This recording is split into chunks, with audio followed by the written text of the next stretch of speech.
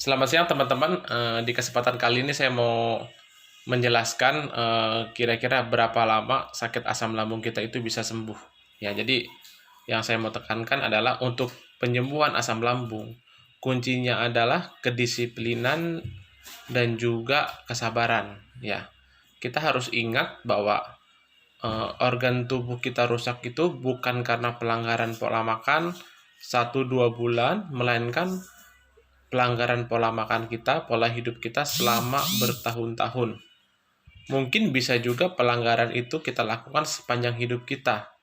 Ya, contohnya seorang perokok, ya, mungkin dari SMA atau SMP kita sudah merokok sampai kita umur 40 tahun, lalu kita terkena penyakit asam lambung misalkan, tidak mungkin dalam waktu 1-2 minggu penyakit asam lambung kita bisa sembuh, ya.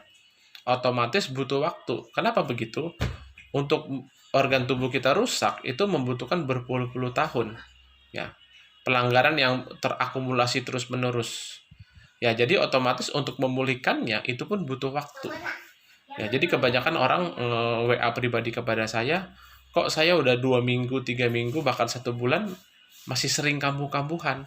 Ya, jadi sekali lagi penyakit asam lambung itu eh, walaupun tidak mematikan seperti serangan jantung, ya, maupun penyakit stroke, tapi bisa dikategorikan juga eh, lumayan sulit untuk disembuhkan. Ya.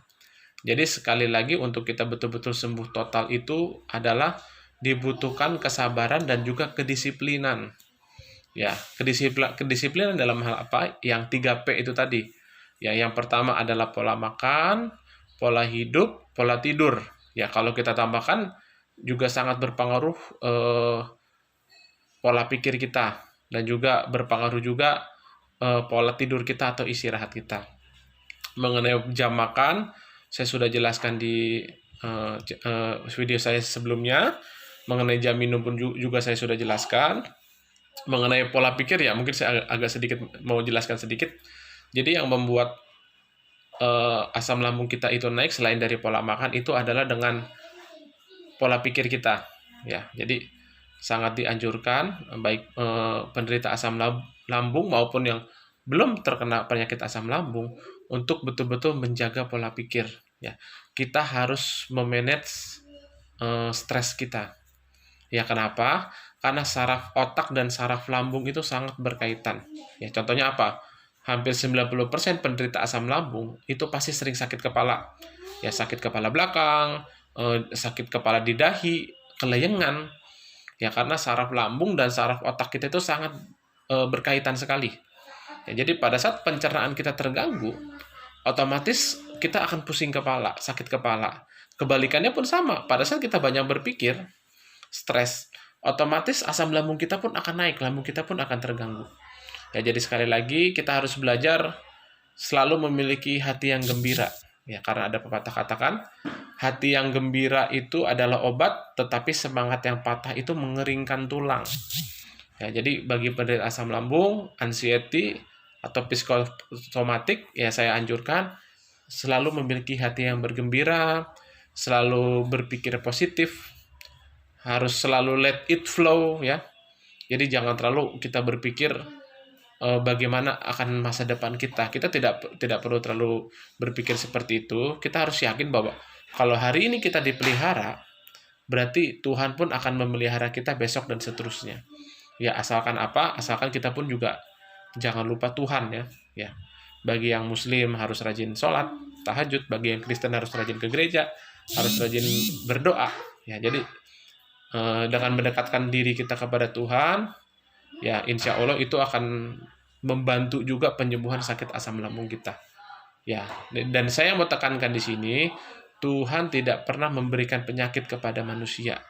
Ya, tapi manusia itulah yang tidak bisa menjaga tubuhnya dengan baik. Ya, kenapa? Yang disebut penyakit itu otomatis adalah pelanggaran hukum Allah atau pelanggaran hukum Tuhan. Kenapa saya katakan begitu? Contoh, seorang kambing atau domba ya tidak pernah makan daging ya, karena memang alamnya daging domba, sapi, kambing, kerbau itu tidak makan daging ya. Begitupun juga dengan singa ya. Singa, tidak pernah saya lihat singa makan buah, makan sayur. Ya, walaupun mungkin kayak seperti anjing, singa pun tetap butuh tumbuh-tumbuhan walaupun dalam jumlah yang sangat sedikit. Ya. Karena apa? Karena alamnya singa itu ya untuk hanya memakan daging-dagingan.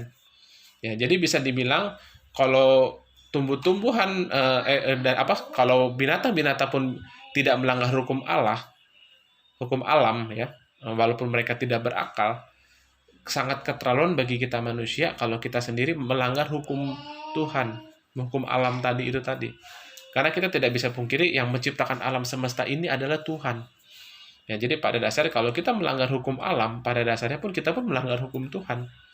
Ya, karena apa? Karena tubuh kita ini Tuhan yang ciptakan. Jadi kita harus betul-betul menjaga tubuh kita ini supaya tetap sehat. Ya, contoh kalau kita minjem motor atau mobil kita kepada teman, ya.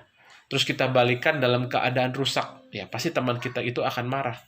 Sama juga dengan tubuh kita, ya tubuh kita ini adalah titipan dari Yang Maha Kuasa. Jadi apabila kita melakukan tubuh kita dengan tidak sehat, kita masukkan makan-makanan yang tidak bergizi, ya memasukkan minuman-minuman yang tidak bergizi, ya seperti minuman kopi, teh, minuman bersoda, makanan cepat saji, junk food, mie instan dan lain sebagainya. Jadi sama saja kita merusak ciptaan Tuhan. Ya. Jadi dibutuhkan kedisiplinan dalam pola pikir dan juga pola tidur. Ya, jadi karena pola tidur ini pun atau pola istirahat kita pun sangat berhubungan sekali dengan anxiety kita, kecemasan. Ya, jadi kalau kita anxiety, otomatis kita susah tidur. Ya, kebalikannya, kalau kita tidak tidur malam, otomatis daya tahan tubuh kita makin lemah, anxiety atau kecemasan akan makin parah. Ya, jadi sangat dianjurkan makan malam itu kita jangan terlalu malam. Kalau bisa jam 7 lah itu sudah paling malam. Kenapa? Karena itu mengganggu kualitas tidur kita. Ya, jadi sangat dianjurkan untuk makan malam itu paling malam jam 7. Karena apa? Jam 9 ke atas itu biarkan betul-betul seluruh tubuh kita istirahat. Ya, jadi bukan hanya alam bawah sadar kita, tapi seluruh organ tubuh kita istirahat. Ya, contoh, seperti yang saya sudah jelaskan bahwa pencernaan manusia itu bekerja 5 jam. Ya, jadi kalau kita misalkan makan terlalu dekat dengan jam tidur, pada saat kita tidur, pada dasarnya pencernaan kita itu tidak beristirahat. Ya, berarti pencernaan kita masih menggiling makanan. Nah, itulah yang menyebabkan kita sering terbangun ya, bagi yang terkena penyakit asam lambung, sering terbangun pada malam hari ya. Mendadak sesak napas, mendadak seperti napas seperti mau diambil, itu adalah karena kebiasaan makan terlalu malam. Ya. Dianjurkan pun minum pun jangan terlalu malam. Kenapa? Karena akan mengganggu kualitas tidur kita. Ya, misalkan kita minum banyak jam 8, jam 9 malam, ya. Otomatis kita akan sering bangun untuk kencing. Kalau kita tahan kencingnya, kita bisa terkena infeksi ginjal, saluran kencing, atau kantung kemih ya. Tapi kalau kita sering-sering bangun pun, itu pun akan mengganggu kualitas tidur kita. Jadi sangat dianjurkan kita harus minum banyak itu di pagi hari dan terutama di siang hari. Jadi 2 liter kita atur bagaimana waktunya, jangan di atas jam 6 sore. Kenapa? Karena itu akan mengganggu tidur kita. Karena seperti yang saya jelaskan, kalau misalkan jam tidur kita masih kita tidur, kita tidak istirahat pada saat jam tidur ya, kita tidak istirahat, ya otomatis pencernaan kita akan terganggu, seluruh tubuh kita tidak terganggu, sel-sel tubuh kita yang jelek tidak tergantikan, dan otomatis seluruh tubuh kita tidak istirahat, menciptakan ketegangan. Ya, otak yang tegang akan sangat berpengaruh dengan lambung kita. Ya, jadi sekali lagi pola pikir, pola makan, pola hidup, pola minum, ya, dan juga pola tidur, ya.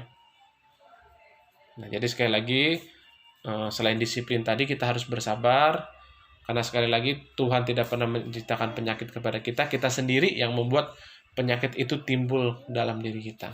Jadi sekali lagi jangan pernah kita menyalahkan Tuhan. Tuhan, kenapa saya diberikan penyakit seperti ini? Karena Tuhan tidak pernah memberikan penyakit, karena yang namanya penyakit itu adalah salah kita sendiri.